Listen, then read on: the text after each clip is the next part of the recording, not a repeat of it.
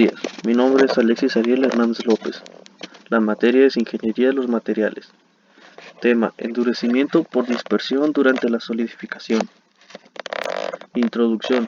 El endurecimiento debido a la introducción de una segunda fase se conoce como endurecimiento por dispersión. La segunda fase es el fenómeno que ocurre cuando se excede la solubilidad de un material al agregar demasiado de un elemento compuesto de aleación, produciendo así un material con dos fases.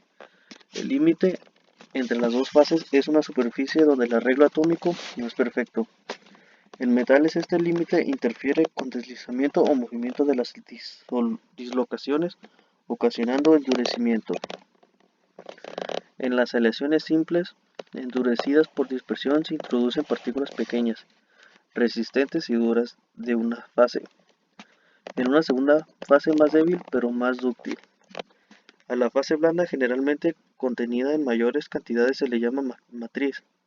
A la fase dura puede llamársele fase dispersa o precipitado. Debe ser lo suficientemente pequeño para conformar obstáculos eficaces a las dislocaciones para generar el mecanismo de endurecimiento.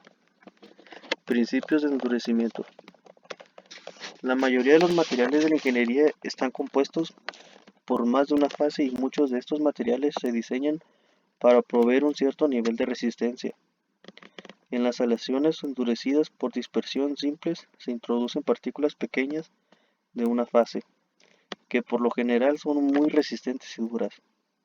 En una segunda fase, la cual es más débil, pero más dúctil a la fase blanda, por lo general continúa y presenta en mayores cantidades. Se le llama matriz a la fase de endurecimiento, se le conoce como fase dispersa o precipitado. Para que ocurra el endurecimiento por dispersión, la fase dispersa o precipitado debe ser lo suficientemente pequeña para proveer obstáculos efectivos al movimiento de las dislocaciones. En la mayoría de las aleaciones, el endurecimiento por dispersión se produce por medio de transformaciones de fase. Endurecimiento por dispersión durante la solidificación.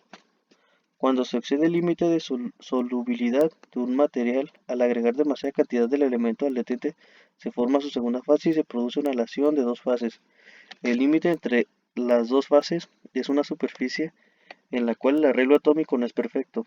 En los metales, este límite interfiere con el deslizamiento de las dislocaciones, endureciendo el material.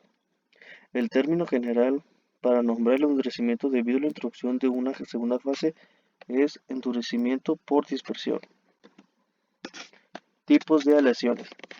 Las aleaciones se clasifican comúnmente atendiendo a la predominancia de un elemento sobre los demás en la mezcla. Por ejemplo, se habla de las aleaciones del cobre independientemente de cuáles sean los demás ingredientes. Sin embargo, también se las divide conforme a la cantidad de ingredientes involucrados del siguiente modo. Aleaciones binarias. Integran dos elementos, elemento base y elemento aleante. Aleaciones ternarias. Integran tres elementos, elemento base y dos aleantes. Aleación cuaternarias. Integran cuatro elementos, elemento base y tres aleantes. Aleaciones complejas. Integran 5 o más elementos, elemento base y 4 o más aleantes. Ejemplos de tipos de aleaciones. Tenemos el ejemplo del acero. Una aleación fundamental para las industrias humanas constituye un material resistente pero maleable resultante de la mezcla de hierro y diversos elementos, carbono principalmente, pero también silicio, azufre y oxígeno. El carbono vuelve al hierro más resistente a la corrosión, aunque más quebradizo, así que se añade en un porcentaje pequeño. El ejemplo del bronce. Este material jugó un papel sumamente importante en la historia de la civilización para elaborar herramientas, armas y objetos ceremoniales. Las campanas se fabrican con este material, también muchas monedas, medallas, estatuas y un gigantesco etcétera. Dada su buena maleabilidad y su económica obtención a partir de la aleación de cobre y estaño. Bueno, esto es todo por el tema. Gracias.